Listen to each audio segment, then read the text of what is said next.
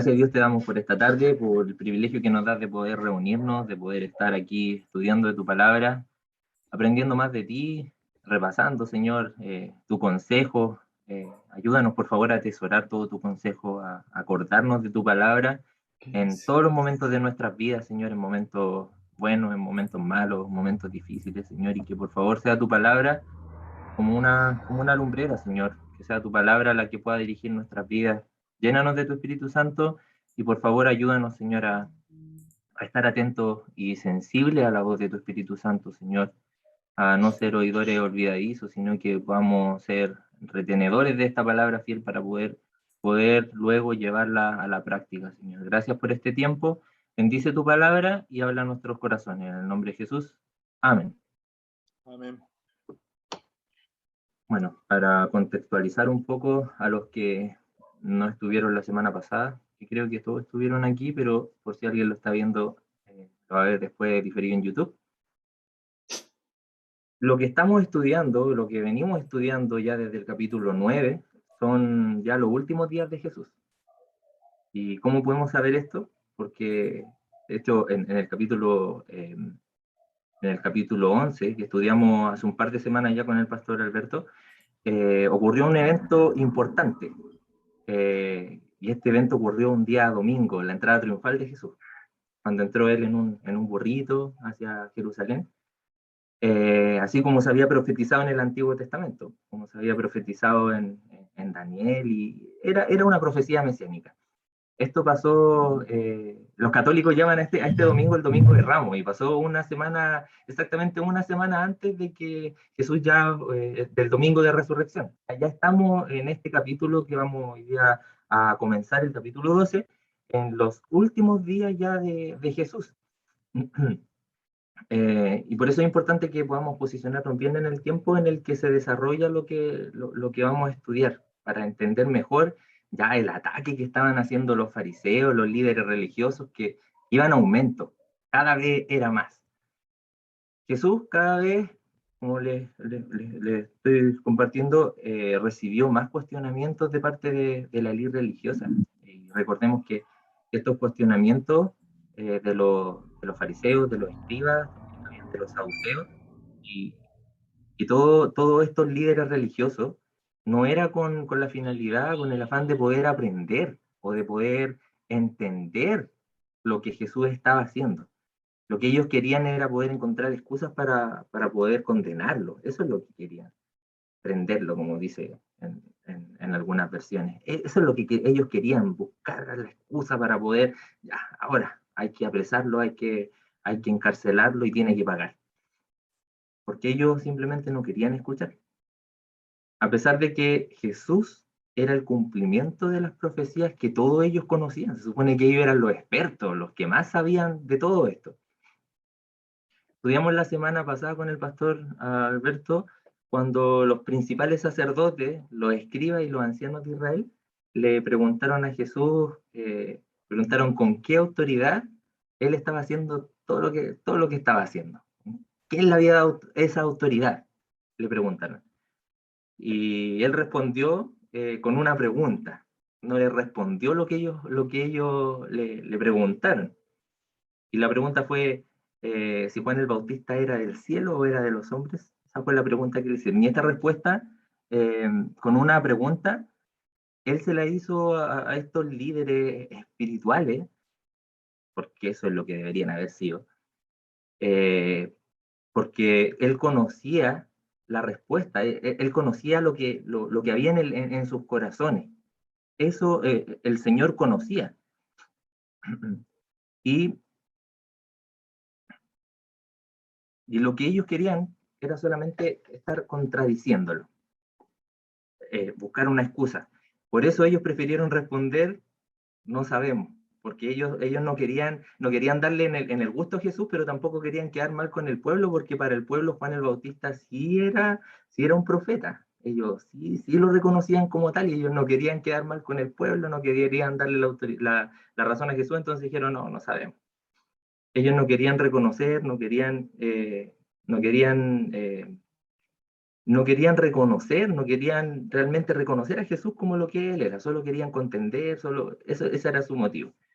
Y, y, en, y después de eso es lo que viene el versículo, el capítulo 12. Esto es una continuación. Recuerden que la Biblia, los capítulos y los versículos no fueron inspirados por Dios, sino que fueron subdivisiones que hicieron después. Esto es la continuación. En el mismo contexto, con estos mismos personajes, Jesús les va a dar una parábola. Pero me quedé pensando mucho durante la semana pasada, después del estudio, en la importancia de las intenciones de las preguntas, que tiene relación con lo que vamos a estudiar hoy día también, porque no tiene nada malo en que uno pueda hacerse preguntas, en cuestionarse para poder aprender. De hecho, es necesario y es bueno siempre que nosotros nos estemos haciendo preguntas, porque así aprendemos, es necesario. Pero cuando ya tenemos la respuesta, y sobre todo cuando ya agarramos una postura firme con respecto a algún tema, y sobre todo si es un tema espiritual, no debemos caer en la arrogancia de hacer preguntas para poder contender o para menospreciar al otro, haciendo como que yo soy el que más sé más que el resto. Y esa es la actitud que tenían estos fariseos. Y muchas veces tenemos esa misma actitud nosotros cuando hacemos una pregunta. Hacemos preguntas insidiosas, como para molestar al otro. No porque realmente tengamos una duda que tenga que ser resuelta.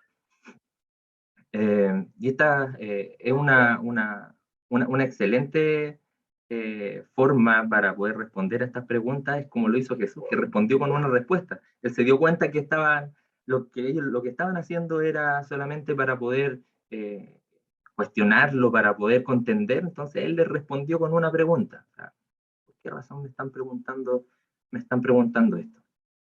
Cuando alguien viene a preguntar con estas intenciones, es mejor ni siquiera responder, porque una persona que viene con esa intención no va a escuchar, simplemente no va a escuchar, porque lo que quiere es otra cosa. Jesús pone en evidencia con esta respuesta, con esta pregunta-respuesta que le hizo, puso en evidencia la intención del corazón de estos líderes religiosos. Muchos estaban cuestionando a Jesús. Y bueno, este es el contexto en el que se desarrolla todo este estudio que se va a desarrollar en este estudio, es la continuación. Y vamos abran sus Biblias ahí si las tienen, o enciendan sus Biblias en Marcos capítulo 12, versículos del 1 al 12. En base a esto, a la pregunta y respuesta y el encuentro que tuvo Jesús con estos líderes religiosos, les va a dar una parábola. Que ahí en la Biblia, si tienen una Biblia en papel, por lo general sale un título y va a decir la parábola de los labradores malvados.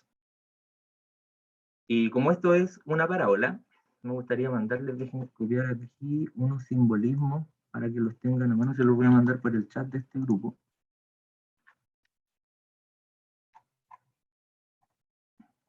Ahí está. Como esta parábola es una parábola, hay algunos elementos que se van a mencionar aquí que tienen simbolismo, que no son literales.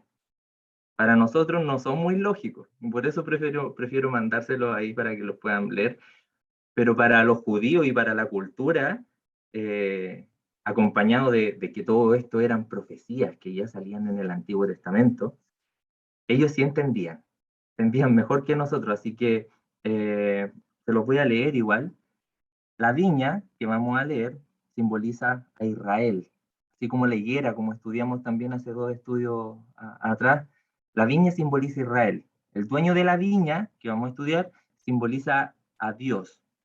Los labradores son los judíos, específicamente esta élite religiosa, los dirigentes, los que estaban a cargo. Los siervos eran los profetas, el hijo único y heredero de todo, Jesús, y la piedra cabeza del ángulo, la piedra principal o angular, simboliza a Jesús. Y vamos a leer el versículo 1, que dice, entonces comenzó Jesús a decirles por parábolas. Recuerden que esto era una respuesta a lo que ya venía aconteciendo. Un hombre plantó una viña, la cercó de vallado, cavó un lagar, edificó una torre y la arrendó a unos labradores y se fue lejos. Jesús comienza a contar una historia, esta historia usando una viña, un viñedo. Y en el capítulo anterior, en el capítulo 11, vimos a la higuera, que también simbolizaba a Israel. Y la viña, los viñedos también en la Biblia, cuando lean que habla de la viña, de un viñedo, también simboliza Israel. Lo que se detalla aquí, en esta parábola, era algo muy común que se hacía en esta época. Se plantaba un viñedo, se preparaba la tierra, se cercaba, se hacía un lagar es donde se exprime la uva, que podía ser de piedras, de madera, pero ahí es donde pisoteaban la uva y salía todo el jugo. Incluso en esos viñedos se ponía una torre de vigilancia, para eso era la torre, para vigilar y para evitar que alguien pueda entrar a robar. Y si bien esta era una parábola, ellos entendían lo que Jesús les estaba contando, porque hay un pasaje en el Antiguo Testamento que habla de esto. Así que es una parábola bien interesante, porque en parte revela lo que Jesús quería decirle, porque cuando Jesús contaba una parábola era para ocultar su mensaje de aquellos que no querían escuchar y para mostrar su mensaje a aquellos que sí querían escuchar. Pero en este caso ellos también entendían. Les voy a leer Isaías 5, del 1 al 5, en la versión NTV.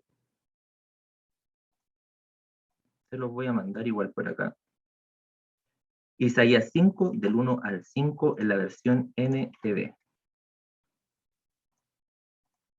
Y dice: ahora cantaré para aquel a quien amo un canto, armó un canto acerca de su viña. Mi amado tenía una viña en una colina rica y fértil. Aró la tierra, le quitó las piedras y sembró en ella las mejores vides.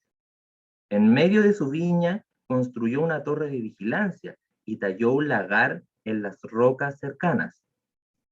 Luego esperó una cosecha de uvas dulces, pero las uvas que crecieron eran amargas.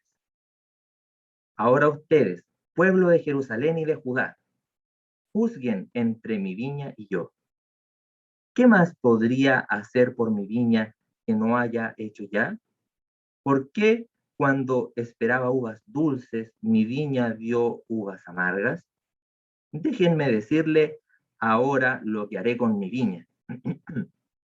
Echaré abajo sus cercos y dejaré que se destruya. Derrumbaré sus muros y dejaré que los animales la pisoteen. Esto ya era Isaías escribe una profecía. Y este era un cántico. Este cántico era antes de que los babilonios hubieran llegado, cuando llegaron a Jerusalén, cuando Nabucodonosor fue y sitió la ciudad por casi 2 años. En ese momento, de eso es lo que está hablando, de esa profecía, cuando la gente tuvo que sufrir por abandonar a Dios, tuvo que morir, no tenían agua, no tenían comida, hasta que Nabucodonosor, los babilónicos derribaron y destruyeron los muros, quemaron todo, mataron, esclavizaron al pueblo, que es lo que dice acá en el versículo 5, que finalmente ellos fueron pisoteados, fueron masacrados. De eso es lo que está hablando la profecía de Isaías. Y el libro de Jeremías, el libro de Lamentaciones, hablan de todo este sufrimiento que Israel tuvo que pasar por abandonar a Dios. Estos líderes de Israel, estos intérpretes de la ley, conocían de la ley de los profetas. De hecho, ellos se jactaban de toda la ley, se jactaban de todo su conocimiento. Ellos conocían de todo esto. Y por eso esta parábola que Jesús está dando es tan particular. Era una parábola clara.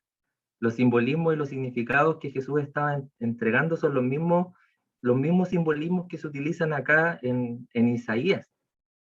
Son los mismos simbolismos. Tengo.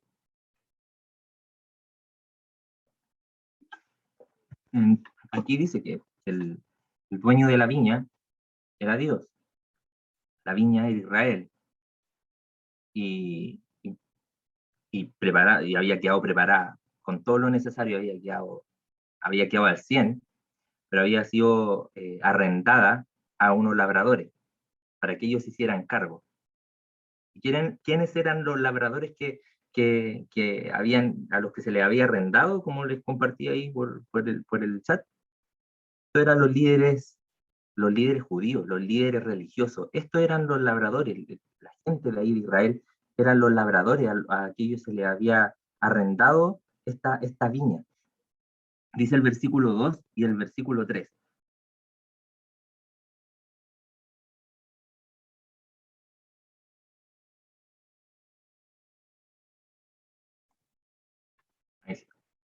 Versículo 2 y versículo 3.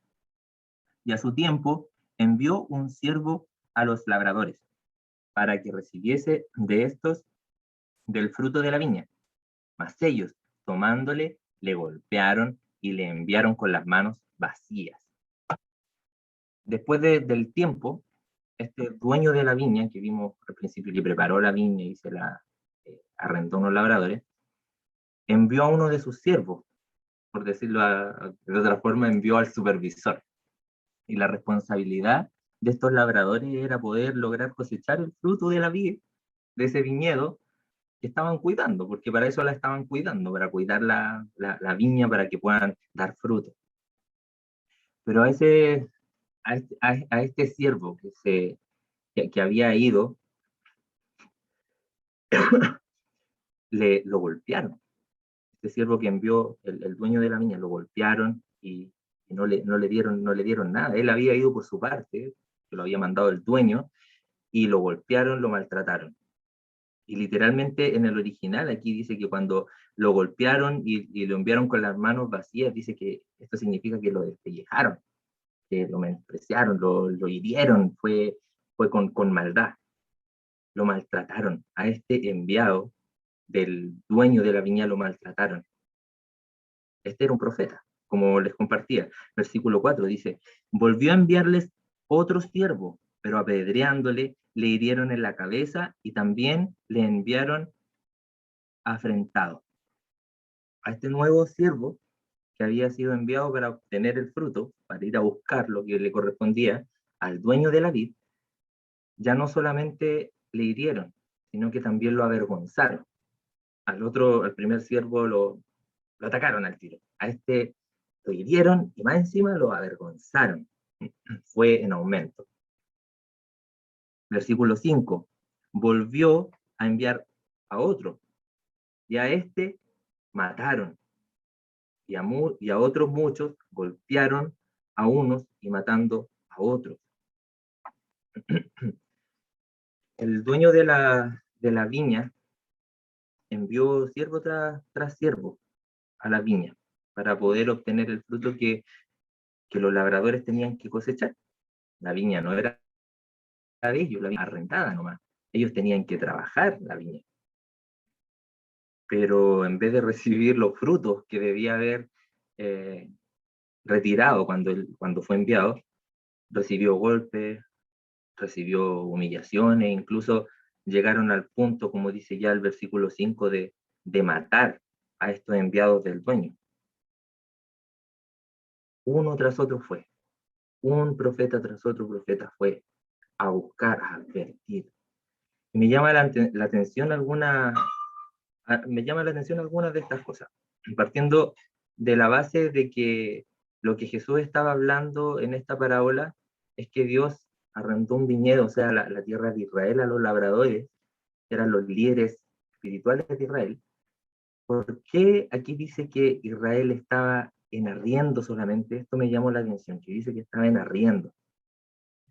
Porque a pesar de todas las promesas de Dios, todas las promesas que Dios le había hecho a su pueblo, el pacto que había hecho con su pueblo, la tierra de Israel, que es absolutamente todo, le pertenece a Dios, al igual que a nosotros. Con todo lo que el Señor nos puede haber dado, todas las cosas que el Señor nos ha dado en esta vida, le pertenecen a Él. nosotros somos solamente los administradores, porque Dios, el dueño de la viña, es el dueño de todo. Y por esa razón, este detalle es importante, porque ellos se jactaban de sus posiciones, ellos se jactaban de todo lo que tenían, y ya estaban olvidando que eran solamente los administradores y todo le pertenecía a Dios. Lo otro que me llama la atención es quiénes son estos siervos que fueron enviados. Y estos fueron todos los profetas que Dios envió desde el Antiguo Testamento hasta el Nuevo Testamento con Juan el Bautista hablando sobre el arrepentimiento y sobre la necesidad de volverse a Dios. Porque ese era el mensaje que tenían los profetas siempre, de que pudieran arrepentirse, de que pudieran dejar de lado el pecado, que pudieran adorarlo solo a Él, que ya no siguieran adorando a los ídolos y que dejaran toda la perversión que tenían. Hay un versículo muy cortito que era parte del mensaje y que resume también el mensaje de todos los profetas del Antiguo Testamento, que fue algo que fue parte del mensaje de arrepentimiento que predicó Juan el Bautista. Está en Juan 3:8, y él dijo: haced pues frutos dignos de arrepentimiento. Ese era el mensaje que daban los profetas, que se pudieran arrepentir, que se pudieran humillar, que pudieran volverse a Dios. Estos eran los profetas que fueron enviados uno tras otro fue enviado al pueblo de Israel, y como ya lo hemos visto en otros estudios, fueron menospreciados, fueron ridiculizados, fueron golpeados. A muchos de ellos les tocó morir, los mataron. A uno que se me viene ahora a la mente, por ejemplo, conocido como el profeta Llorón, a Jeremías. No hay mención de que alguien se haya arrepentido en Israel cuando él habló. O sea, era súper duro el mensaje de los profetas, porque Israel estaba corrompido. El pueblo no se arrepentía, no se volvía a Dios. ¿Y por qué Dios envió tantos siervos? Si el pueblo le rechazaba. ¿Por qué seguía enviando profetas? Si el pueblo le volvía a rechazar y le volvía a rechazar. Pero él seguía enviando profetas. Y esto es porque Dios quería que su pueblo pudiera volver a tener una comunión con Él, que pudiera volver a sus caminos, que pudiera reconocerle como el dador de todo, como el único Dios. Él advirtió e insistió por casi 4000 años, que habían pasado ahí ya desde que se creó la tierra hasta ese momento, había insistido para que su pueblo pudiera tener una relación con Él. Miren lo que dice Isaías 1:18. Venid luego, dice Jehová, y estaremos a cuenta. Y si vuestros pecados fueren como la grana, como la nieve serán emblanquecidos. Si fuesen rojos como el carmesí, vendrán a ser como blanca lana.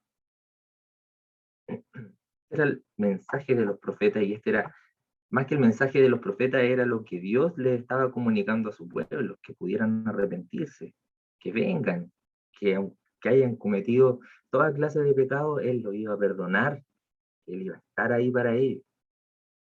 El antiguo pacto, antes del sacrificio de Cristo, era condicional.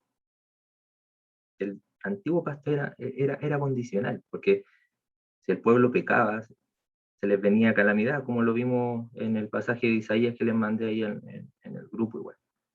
Venía la destrucción, venía calamidad. Así que, así también como si ellos se volvían a Dios, permanecían en Él, como habla la parábola de Isaías también, eh, iban a tener bendiciones. Era condicional. Ellos maltrataron y despreciaron a los profetas enviados por Dios, uno por otro. Y como dice esa parábola, ellos tuvieron que sufrir las consecuencias de la desobediencia. Fueron esclavos en Egipto, por ejemplo, por mucho tiempo, o también estuvieron 70 años cautivos en Babilonia. Y en esta oportunidad fue triste igual, porque cuando ellos regresaron de la cautividad, cuando ya volvieron a ser libres, No pasó mucho tiempo, pasó poco tiempo, que ellos volvieron a apartarse del Señor, volvieron a caer en los mismos pecados. Y así venía luego otro profeta a advertir, otro profeta a advertir.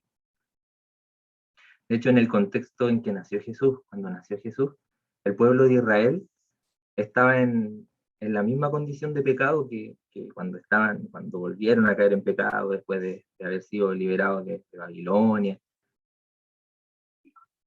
Recuerden que del Antiguo Testamento al Nuevo Testamento hubieron 400 años que el Señor no habló, que se conocen como los 400 años de silencio. No hubo ningún profeta que hablara de parte de Dios, porque el pueblo estaba corrompido. Hasta que apareció Juan, empezó a hablar nuevamente enviado por Dios. Versículo 6. Por último, teniendo aún un hijo suyo amado, lo envió también a ellos diciendo, tendrán respeto a mi hijo. El dueño de la viña, el dueño de Israel, debido a que no tomaron en cuenta a ninguno de los profetas que antes había enviado, ya como su último recurso, es lo que dice aquí el versículo 6, último recurso, ya que ellos no habían querido escuchar a nadie enviado, le envió a alguien más personal, alguien cercano a él, le envió a su hijo amado, dice. A ver si por último por su hijo amado iban a tener respeto. Y este hijo amado que fue enviado a hablar sobre este mensaje era Jesús, el mismo que está contando esta parábola a estos líderes religiosos. Él era ese hijo amado enviando, ya el último recurso. Entonces Jesús está diciendo, en base a la parábola que les está contando, les mandó un profeta, otro profeta, lo rechazaron, los mataron. Aquí estoy yo ahora entregando el mensaje, ustedes no quieren entender. Versículo 7. Mas aquellos labradores dijeron entre sí, este es el heredero, venid, matémosle, y la heredad será nuestra. Jesús es el Hijo de Dios, que fue enviado a este mundo, pero ellos no lo recibieron. Ellos finalmente acabaron con él, lo mataron. Entonces, dice el versículo 7, más aquellos labradores dijeron entre sí, este es el heredero, venid, matémosle y la heredad será nuestra. Matémoslo, vengan, matémoslo. O sea, ellos reconocieron, se dieron cuenta quién era. No es que haya sido algo como, no, mandaron a alguien más, no. Se dieron cuenta, era el hijo amado. Matémoslo, es el heredero, hay que matarlo. Este viñedo, esta tierra, nos pertenece, nos pertenece a nosotros. Eso es lo que ellos decían. Todo esto nos pertenece a nosotros.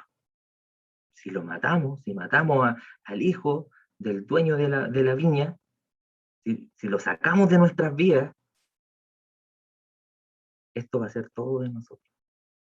Y no le vamos a tener que rendir cuenta a nadie. Eso es lo que estaban diciendo. Como matemos, como muestran muchos casos, a veces en programas esto de Carlos Pinto, así como matan al abuelito dueño de la casa como para quedarse con la casa y creen que se van a salir con la suya y si hacen eso van a obtener el derecho. Eso es lo que hicieron, mataron al heredero. ¿Creen realmente que ellos no se daban cuenta de que Jesús era el Hijo de Dios? El enviado de Dios, que era el Mesías, era el Cristo. Porque las señales que Jesús hizo fueron muchas señales. Él hizo milagros, pasó por lugares que también estaban profetizados en el Antiguo Testamento, hizo cosas que estaban profetizadas. Y ellos se supone que eran los expertos en toda la ley. Hizo sanidades, devolvió la vista a los ciegos, echó fuera demonios.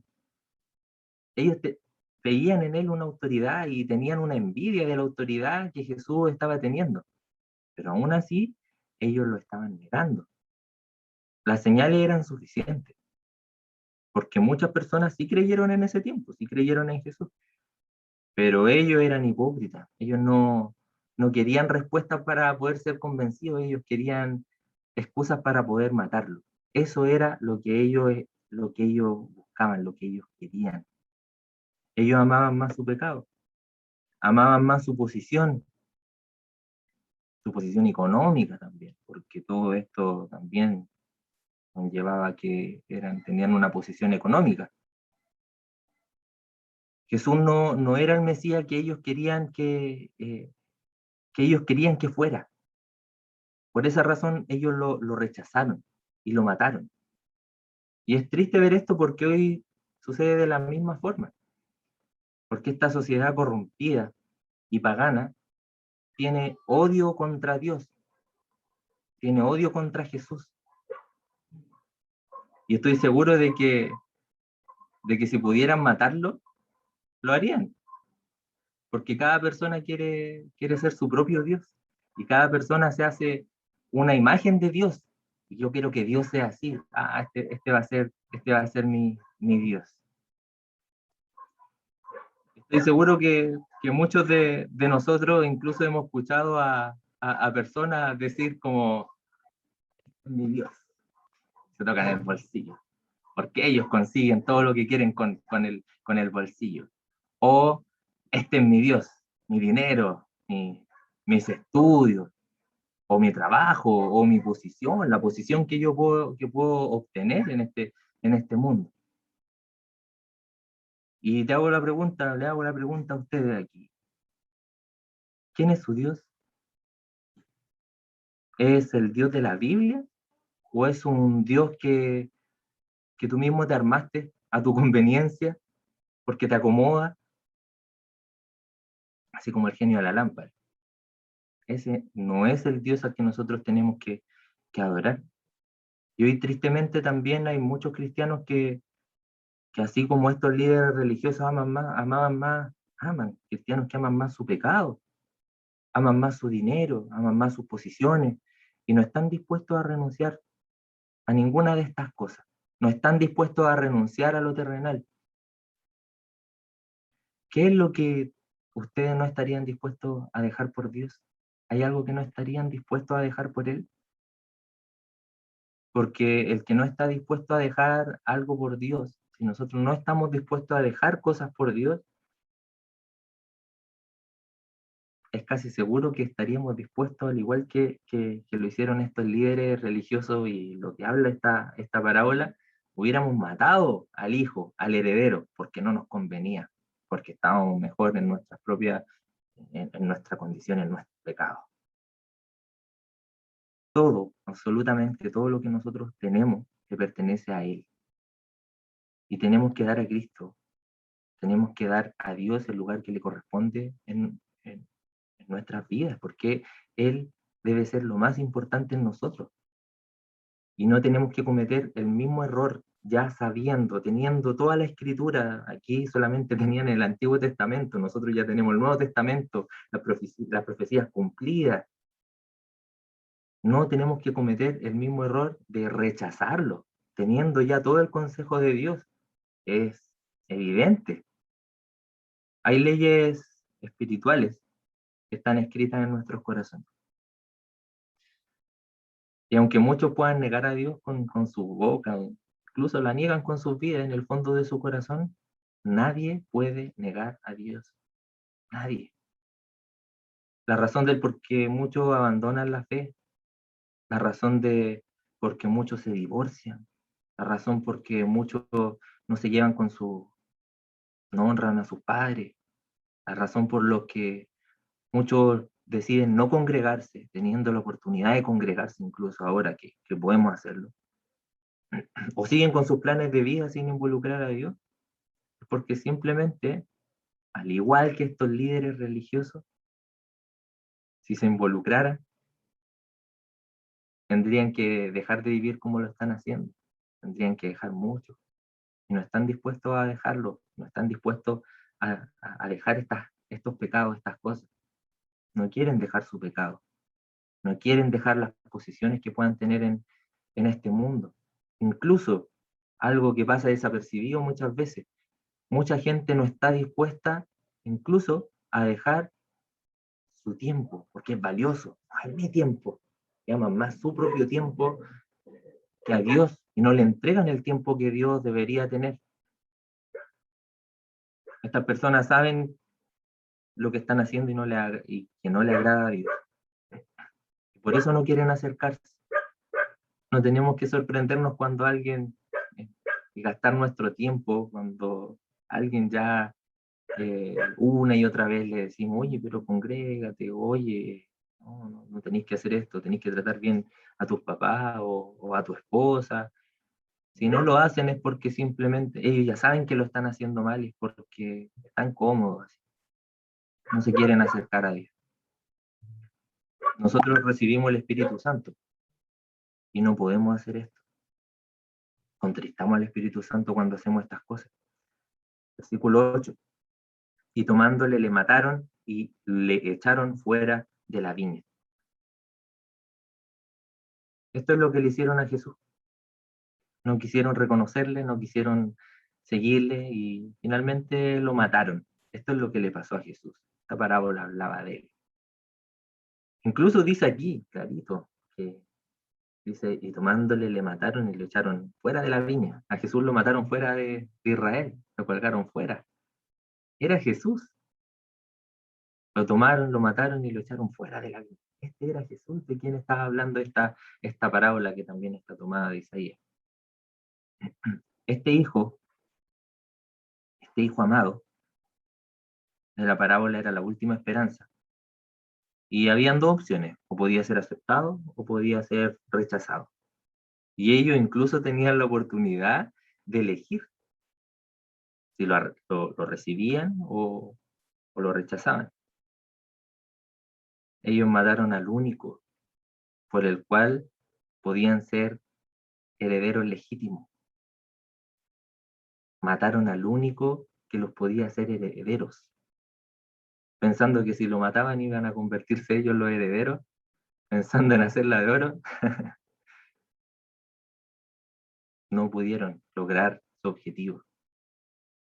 Solamente tenemos una forma de ser herederos de la promesa, nosotros. Solo hay una forma de obtener la salvación y es reconociendo a Jesús como nuestro Salvador, entregando nuestra vida a Él, porque Jesús fue ese Hijo amado enviado por el Padre, a propiciación por nuestros pecados.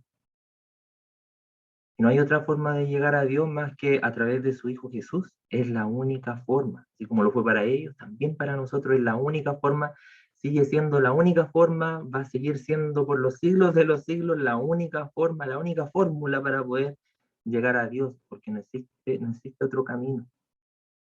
Por más inteligente, por más intelectual que alguien pueda ser, no va a lograr encontrar un mejor plan de redención que el que Dios diseñó a través de su Hijo. No lo va a encontrar, porque ese es el plan perfecto. Rechazar a Jesús es rechazar la vida, es rechazar el único camino que tenemos para la salvación. No sirven los logros que podamos obtener. No sirve todo lo bueno que nosotros podamos ser o las cosas buenas que podamos hacer. Y a lo mejor pueden preguntarse, pero si yo no lo he rechazado, si por algo estoy aquí, estoy conectado siempre, estoy aquí, allá en la iglesia, me congrego. Pero yo rechazo a Jesús, rechazo su sacrificio cada vez que me vuelvo un religioso. Y cuando inconscientemente me convenzo de que estoy agradando más a Dios que otras personas por hacer más cosas. Cuando me creo mejor que otros, estoy rechazándolo porque creo que es por mis obras, por lo que yo estoy haciendo que le agrado. Y no, es el sacrificio de Cristo. Todos los que nosotros, los que estamos acá, todos nosotros somos pecadores que fuimos salvados por la gracia de Dios y no hicimos nada para poder merecer esa gracia que es un regalo que no merecíamos. Lo único que podemos hacer es recibir este regalo. Y hay otra cosa más que podemos hacer, rechazar este regalo, no solamente recibirlo. Podemos recibirlo o rechazarlo. ¿Qué vamos a hacer? Es algo que no nos ganamos. ¿Lo vamos a recibir o lo vamos a rechazar? Pero si lo rechazamos, No olviden esto, que rechazamos el único camino que teníamos para poder llegar a Dios. Y eso es lo que hicieron estos fariseos. Rechazaron el único camino que les podía dar la libertad. Versículo 9. ¿Qué pues hará el Señor de la viña? Vendrá y destruirá a los labradores y dará su viña a otros. Esto es una profecía. ¿Qué es lo que hizo Dios? Destruyó a los labradores malvados que le rechazaron y le entregó espiritualmente hablando esta viña a otros. ¿Y quiénes son esos otros? Los gentiles, somos nosotros. Extendió la salvación a todo aquel que en él crea. Fue extendida la salvación. Dice Gálatas 6:7, no os engañéis, Dios no puede ser burlado, pues todo lo que el hombre sembrare, eso también segará. Cada uno cosecha lo que siembra.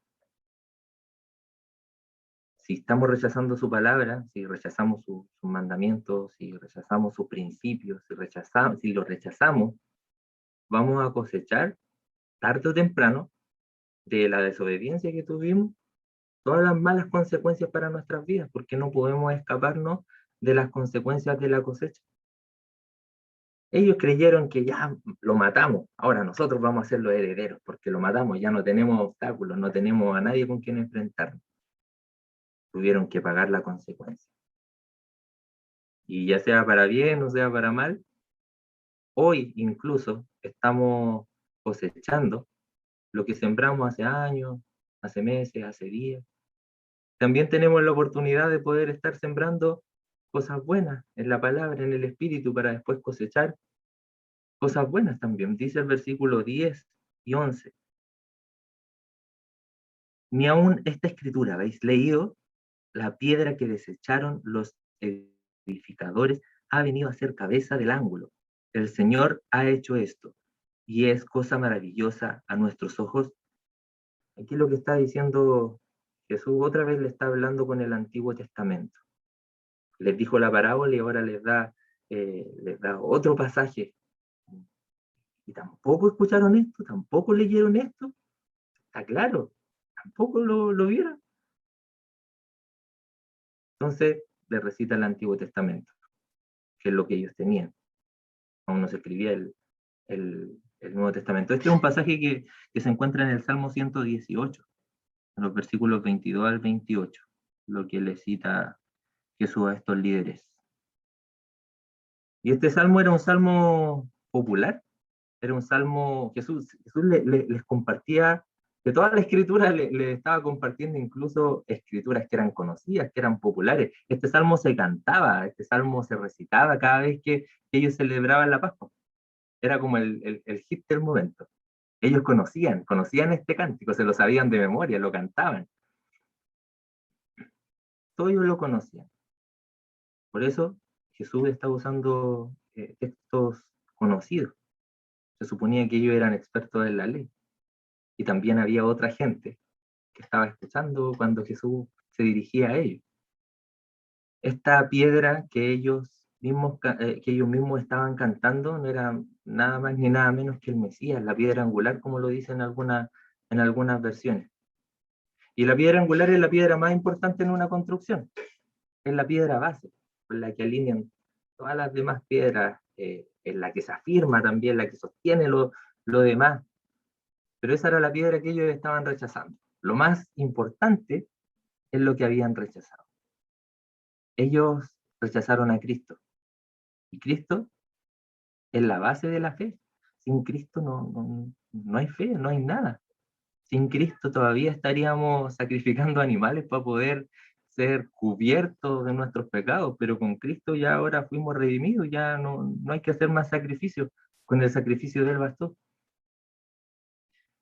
Y hoy esa piedra es tropiezo también para los que no quieren renunciar a su vida, para los que aman más este mundo, para los que aman más las cosas de este mundo que a Dios. Las personas que aman más este mundo que a Dios van a rechazar simplemente, van a rechazar las cosas de Dios, porque les es tropiezo para poder seguir con sus planes, para seguir con sus pecados.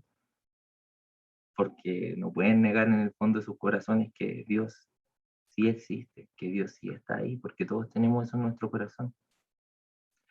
Esa piedra, esa misma piedra para nosotros que entendemos que solo Cristo es el camino a la salvación, para nosotros no es de tropiezo. Para nosotros esta piedra, Cristo, es la base de nuestra vida. En Cristo, en esa piedra, confiamos, de Él dependemos. Como ya lo dije hace un momento atrás, hay muchos que no están dispuestos a buscar de Dios, muchos no están dispuestos a congregarse incluso. Van a encontrar mil y una excusas para no hacerlo. Pero la verdadera razón, pueden dar todas las excusas que quieran, pero la verdadera razón es porque Cristo es de tropiezo para sus vidas pecaminosas, porque están cómodos con su pecado, están cómodos con sus posiciones y no quieren renunciar a nada. Versículo 12. Y procuraban prenderle, porque entendían que decía contra ellos aquella parábola, pero temían a la multitud y dejándole se fueron. ¿Ven? Ellos entendían de qué están hablando, pero su orgullo era más grande. Ellos estaban bien en su posición. Ellos estaban bien con todo lo que era. Ellos no querían simplemente reconocerle, ya tenían todas las evidencias, pero no quisieron. Y con esta parábola ellos quedaron muy enojados. Quedaron tan enojados al punto de que ya ni siquiera estaban dando cumplimiento también a lo que Jesús estaba diciendo. Ya ni siquiera querían contradecirlo y rechazarlo, sino que ahora dice acá que ellos querían prenderle, procuraban prenderle, ellos ya querían poder matarlo, ya los tenía aburridos, porque entendieron lo que Jesús estaba diciendo, lo entendieron. Y hay que ser honesto, ¿a quién le gusta ser confrontado cuando hace las cosas mal? A nadie le gusta ser confrontado. Pero siempre hay dos opciones, las mismas que ellos también podían haber tenido, que estaban en esta parábola. Arrepentirnos o excusarnos y enojarnos. Lamentablemente ellos optaron por la última, por molestarse, por airarse. Pero ellos tenían una apariencia que mantener, y eso es como, es chistoso igual, porque ni siquiera se atrevieron a hacer lo que ellos querían hacer, porque tenían que mantener su apariencia. Había gente ahí presente, así que prefirieron mejor irse nomás. Lo que Jesús les está diciendo es, con esta parábola, ustedes están llenos de maldad, están llenos de hipocresía, están llenos de orgullo. Y como lo decía aquí en Isaías capítulo 5, del 1 al 5, no están dando frutos dulces, están dando frutos amargos, frutos agrios. Los encargados de cuidar esta viña y de lograr que pudiera dar un buen fruto, lo único que lograron, los únicos frutos que lograron de todo lo que tenían, recuerden que hasta tenían un lagar, tenían una torre de vigilancia, estaba cercada, estaba bien preparada la viña, así fue el equipaje. Y lo único que lograron eran frutos amargos. Jesús dijo en otra oportunidad también en el Evangelio, por sus frutos los conoceréis. Y estos eran los frutos de los líderes religiosos, de estos líderes espirituales, porque cayeron ya en ser líderes religiosos, pero ellos tendrían que haber cumplido una labor de líderes espirituales, de guiar al arrepentimiento al pueblo, y dieron fruto amargo, amargura. Y la amargura, lamentablemente, siempre se comparte. Así como cuando alguien está contento, siempre comparte su alegría con los demás y la contagia. Una persona que está amarga también comparte su amargura. No va a ser capaz de guardarse la amargura para uno mismo.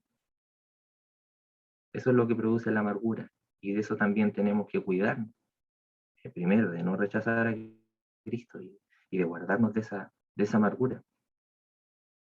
¿Qué tipo de fruto estás produciendo en base a lo que estamos estudiando? ¿Frutos dulces? ¿Fruto agrio? ¿Fruto amargo? Porque cuando los frutos son amargos, da asco, no dan ganas de comer, es como que da repulsión. Imagínense una uva cuando ya está media pasada, ni siquiera es pasa, como un asco. No, mentira. Pero cuando es una uva, ya que aquí es un viñedo uva, una uva dulcecita, es rico comerse una uvita y uno quiere comer más uva y quiere comer más uva. ¿Qué tipo de fruto estamos dando nosotros también? No nos olvidemos que el fruto del Espíritu es el amor. Imagínense cuál es el fruto amargo. Es todo lo contrario a los frutos del Espíritu. Y ya para concluir, repasando un poquitito lo que estudiamos, por lo general cuando más cuestionamos a Jesús, cuando nosotros más cuestionamos a Jesús, cuando más cuestionamos las cosas espirituales, cuando más queremos buscarle la quinta pata al gato, es porque más pecado hay en nosotros, cuando más pecado hay en nuestras vidas. No es malo hacernos preguntas, pero antes de que nosotros podamos hacer preguntas, siempre es bueno que examinemos nuestras intenciones. Y cuando hacemos la pregunta y recibimos la respuesta, también tiene que ser con humildad, pero hacer una pregunta para mostrar lo mucho que sabemos, para imponer nuestra posición, eso es solamente orgullo, eso es ser carnal. ¿En qué edifica? ¿En qué edifica? Por tus frutos los conoceréis. Cuando hacemos eso, no estamos siendo guiados por Dios. Si vemos a alguien haciendo eso, no caigamos en su juego. No hay que caer en el juego de eso, porque Jesús fue sabio, se dio cuenta de las intenciones del corazón de los líderes, voy a decirlo, líderes espirituales. Eso es lo que deberían haber sido. Entonces, no, aquí va a caer en su juego, aquí va a caer en sus provocaciones. Y lo segundo que vimos ya del versículo 10 al 12, que nosotros también tenemos dos opciones, siempre, en cada momento, de podemos rechazar a Jesús y podemos también recibir a Jesús, recibir su consejo. Cuando no lo recibimos, es simplemente, y no hay una doble lectura, porque estamos más cómodos con nuestro pecado. Sí, por eso, sí. ¿Para qué vamos a decir una cosa por otra? Cuando no queremos congregarnos, cuando no queremos hacer lo correcto, es porque simplemente estamos carnales y nos gusta el pecado.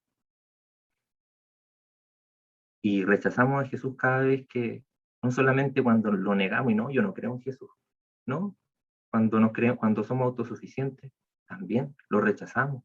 Recuerden que aquí, como lo vimos, la viña era arrendada, ni siquiera era de ellos, así propia, ¿no? Todo lo que nosotros tenemos, incluso, incluso nuestra personalidad, nuestra intelectualidad, incluso cosas así tan íntimas, tan personales, todo le pertenece al Señor, nada nos pertenece a nosotros.